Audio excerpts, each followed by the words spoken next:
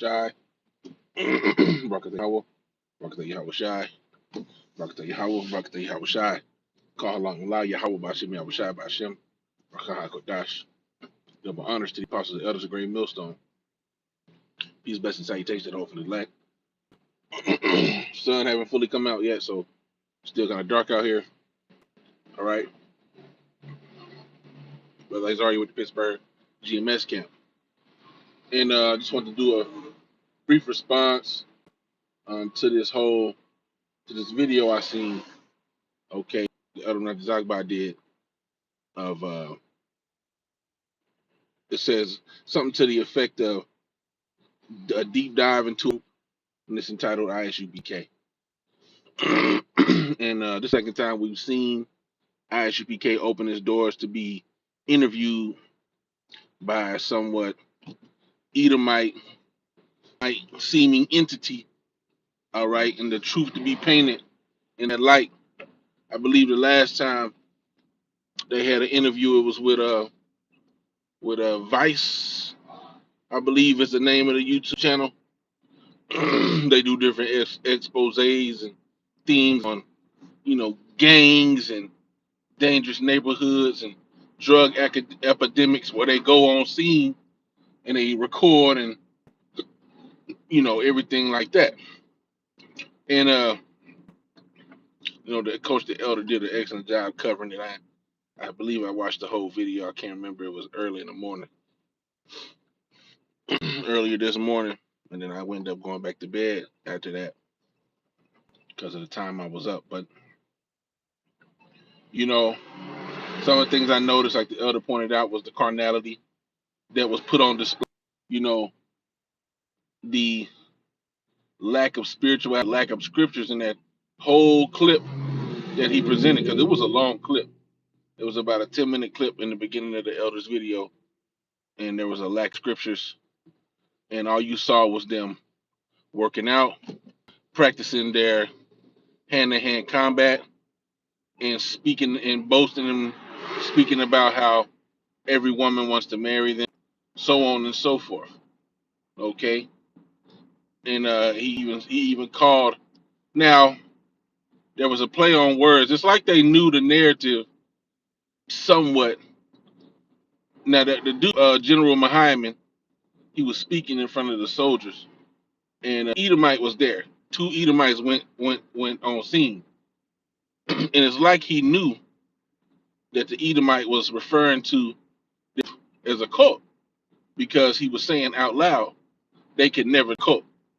Okay, and the reason he was saying that is because they had this policy that if you look like an Edomite, now they don't say this openly, but the understanding that we get based off of the situations that ISUPK had put in, if you outwardly appear to be an Edomite, if you can trace your lineage back to what can be perceived as a Hamite, then you are disbarred, or you are banned from admission to their group, to their camp.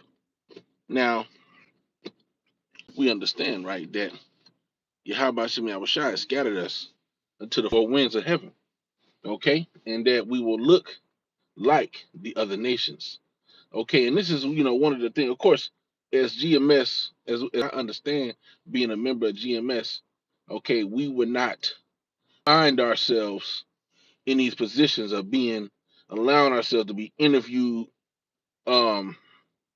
in this manner. At least the way I look at it, the GMS would not be in this situation that ISUPK was put in. Somebody's coming on location and filming things. You had to catch us at camp typically, right? But it's very interesting that groups, that these different media outlets always choose to go talk to, are the groups who usually fail to speak on how all the Israelites who have been spread into all nations and will look like all different nations. Okay, it's always some group who's going to push a black-white narrative to further paint this truth in a negative light. Okay, but the book of Psalms 50 says, okay, the scriptures, tell us that he slandereth his own son, and his tongue frame is deceit. Okay, he's gonna find individuals that are gonna further his idea of black Hebrews, right? Black. He got to throw that black in there to paint this picture of you being evil. Okay, and so I mean, who better than ISUPK, the wearers of all black, to push this black narrative even further? Okay, to show up with a shirt that says I'm a real nigga, I'm a member of the Real Nigga Academy. It just goes to show you that they picked the perfect group to further push Esau's narrative. Okay, the layman to the outside individual viewing that video, they will believe things that Esau says about us being a hate group, about us being black supremacists. You got some people out there, this whole narrative of Esau, where he believes nowadays he experiences reverse racism. Okay, you got a term called reverse racism where Esau feels as though now he's being discriminated against. Well, look, bro, we don't have any power, okay, to racist is new speak. We don't have power to enforce any quote unquote racist agendas or racist rules and regulations against you. We can't redline you because we don't own nothing. So you can't be a racist unless you got power. Okay, you can't discriminate on somebody unless you have power. Okay, but nevertheless, Esau succeeds in his narrative when you go to these other groups, especially ISUPK, because they're a carnal group.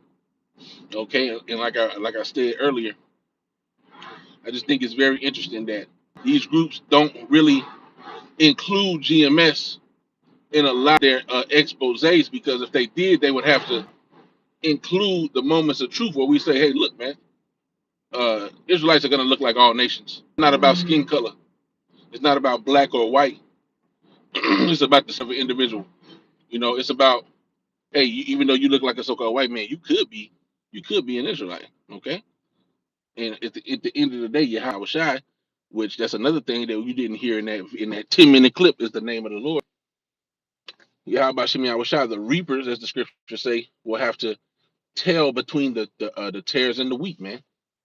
You know, they was like, well, look, let's just rip up the tares. In that parable, it was saying, let's just rip up the tares and leave the wheat. He said, nay, lest you rip up the wheat also. So you ain't gonna be able to tell every Israelite, okay? But that's a narrative that don't get pushed enough with these other camps, as well as the name of the Lord. So you know, hey man, you know, it's just another way for the truth to be blamed. But as the scriptures say, you can do nothing against this truth, but only for this truth, okay? And as the elder said, man, I'm happy that we get separated from you guys, that we're not spoken of in the same breath. That there's a distinction. Typically, there's a distinction. Now, for those who do their research, they know the difference between GMS, ISUPK, and I. But for the layman, the person that just come across, you know, we hear it out of camp. Oh, I know about y'all. I know about y'all. I know what y'all believe. You know, we had to tell a Jake last week. Well, look, bro, everybody's different. Okay, we spirit. The spirit was to let the dude walk, right? But I mentioned, look, bro, you can't just say you know what we believe and you ain't never heard us speak. Because if you talking about the people that's in Pittsburgh that you heard speak, you ain't never heard us because we don't remember you, right? If it's your first time meeting us, you need to listen to us to see what the spirit has us saying. Because this is the place of truth. It's GMS. Okay, so I just want to do that quick in transit. You know, if you haven't seen the video, which I'm sure many brothers have, watch response. Elder Menachem Zagba, GMS South Carolina. Okay, watch his response to that ISUPK hate group. Okay, and hey man, you know, just do a response, brother. You know, it's a good topic to respond to, and maybe you'll be going depth more than I can in this in transit just by using the clip. But yeah, I'm gonna go ahead and end it here. Okay, call hello, yeah, by Shemel Shai by Shem Dr. Double honors to the apostles, peace blessings to the elect. Shalom.